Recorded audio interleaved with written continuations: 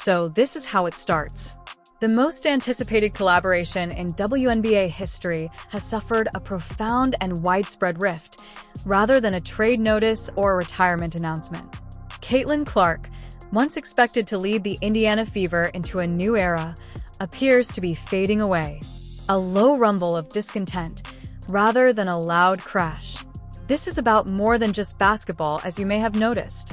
This is about something much more explosive. From the outside, everything appeared perfect. The hometown hero is selected into a franchise looking for a savior.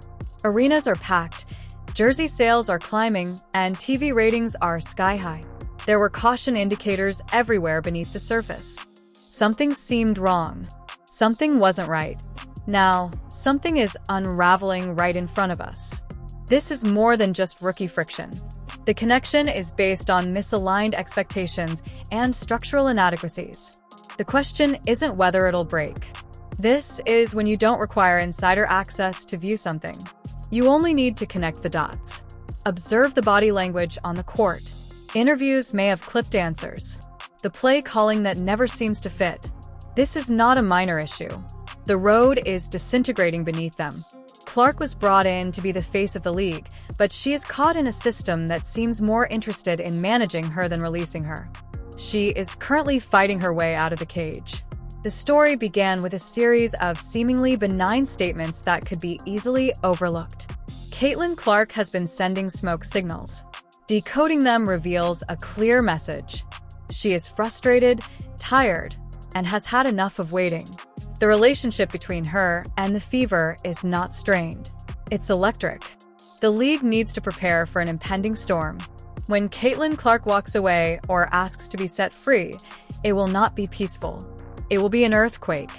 When a celebrity criticizes her own system, it is not a critique. It is a red flag. Caitlin Clark did not simply want additional touches during transition. She declared where power resides. This wasn't a casual comment. The request for assistance was disguised as a professional statement. She expressed to the world, "I'm not being used right." Anyone who knows basketball understands what that means. This was not about ego. It was about identity. Clark established her career through open court pandemonium, logo threes, and daring tempo. That is who she is.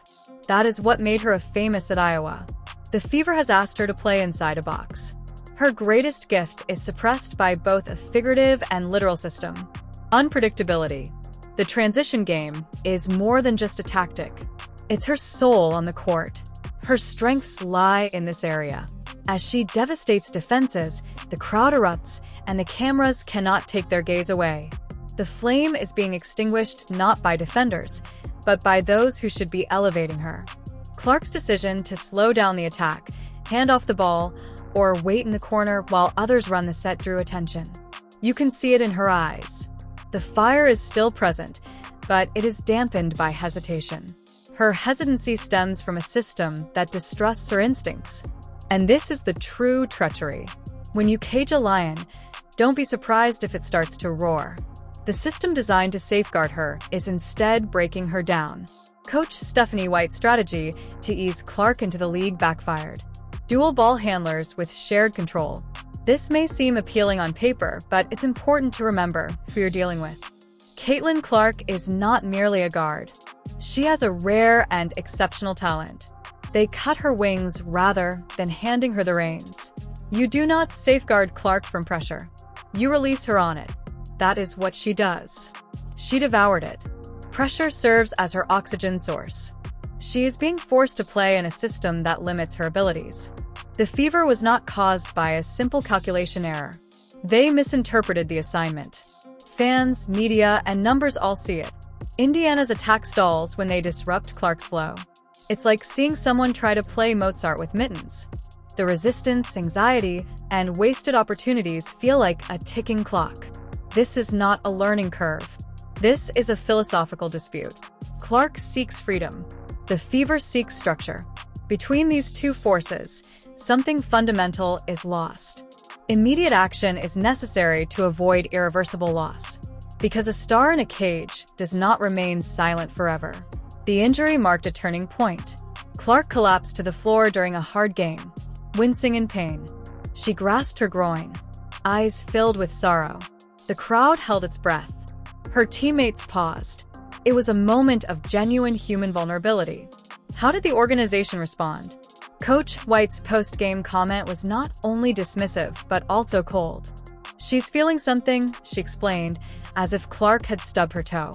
As if this wasn't the most valuable player in the league, monetarily, emotionally, and culturally. Fighting through pain on national TV. The words "a little something" ignited a firestorm. Fans erupted online. Analysts were stunned. "What do you mean by a little something? She's hurt. She is playing through it." The franchise struggles to provide accurate injury updates. This wasn't just poor publicity. It was indicative of a deeper alienation, a breakdown of values, a fracture that is not seen on an MRI but causes trust to deteriorate internally. Once trust is lost, everything else follows. Whispers grew louder behind the scenes. Clark's close confidants hinted that his frustration was more than just a tactical issue. It was personal, organizational, and existential. Despite generating millions in earnings, the lady was treated like a cog rather than a cornerstone. Clark is not merely a player. She represents a brand, movement, and phenomena. However, the fever remains in the past, treating her as simply another name on the list. Our approach may be effective for certain beginners, but not in our case. Imagine waking up every day knowing you're the reason arenas are packed, your jersey is selling out, and your presence is changing the league's narrative, only to be urged to blend in rather than lead throughout practice. It's offensive, infuriating, and unsustainable. Nobody expects special treatment. However, humility and humiliation are not synonymous terms. Clark is expertly navigating a fine line. However, this does not come without expense. When you start to feel like property rather than a partner, the exit door begins to gleam. That's where Erin Kane comes in. Not merely an agent, but also a disruptor. Kane expects Clark's rookie deal to conclude in 2028. She is planning right now. She's observing the league's movements. She is reviewing a new CBA and drafting her own version. The WNBA Players Association opted out of the existing agreement in October 2024. This means that anything can be negotiated. Kane specializes in salary negotiations, free agency regulations, and movement clauses. With approximately 88% of the 2025 All-Stars becoming free agents in 2026, turmoil is expected. And Kane. She's putting Clark as the lightning rod. The goal is not merely a team change, but also a movement in league power. This is not about a single player swapping jerseys. The goal is to break down the barriers that have limited superstars' opportunities. If Kane succeeds and Clark becomes a symbol of the revolution, every WNBA franchise will be required to play by new rules. Indiana will serve as a negative example. Clark and Kane are shaping the future as Indiana struggles with the present. They are not waiting for permission. They are grabbing the moment. That moment is approaching quickly. Clark's viral 36 feet 3 inches in Iowa was more than just a shot. This was a message, reminder, and warning. The league is aware that despite being under contract, she is already losing her heart, influence, and gravity. Clark's image of smiling in front of a raucous Iowa audience, despite his injuries, was an accident. The message urged her to remember her true self once free. It made Indiana look minuscule in comparison. While Indiana manages minutes, Clark creates magic. Unlike the Fever, she takes risks. The dichotomy is becoming increasingly difficult to ignore. Fans seek for supernovae rather than systems. And Clark. She is the brightest star in the sky. You don't dim the light. Build your environment around it. Everything we perceive, including quotes, body language, age, and attractiveness, is not noise. It is choreography. A systematic strategy to increase pressure from multiple sources, including media, fans, and WNBA boardrooms. And it is working. The accumulation of controversies, quotes, and injuries is like evidence and kindling. The match is coming closer. This is not coincidence. This is not drama for the sake of headlines. It's strategic and calculated. The drama over Caitlin Clark's name this season was part of a larger context. The signs are not random. The brushstrokes are intentional, creating a specific image. The league's representative is altering the system rather than simply rejecting it. Upon closer inspection, the dominoes appear to be aligned. The goal is no longer only to get her the ball in transition. A simple push will suffice. The focus is on the transition period.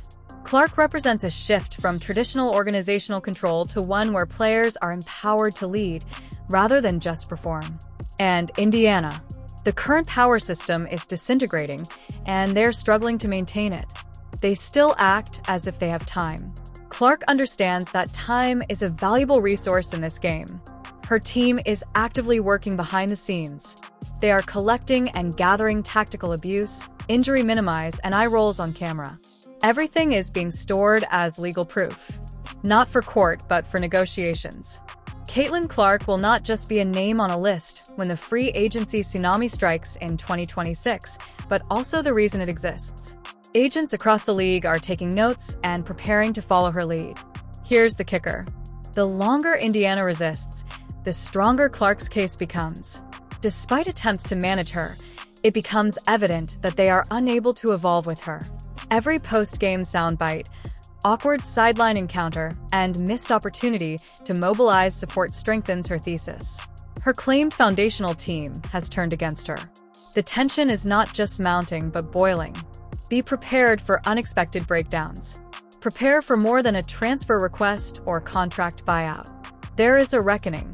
Caitlin Clark is not simply playing the long game. She is rewriting the playbook. Her technique is effective because she avoids publicly criticizing Indiana. She relies on optics to convey her message. She communicates by performance when others use impressors. She drops 30-foot daggers while they tell stories. Although the scoreboard shows victories and losses, the true war is in perception, where she is winning. Think about it.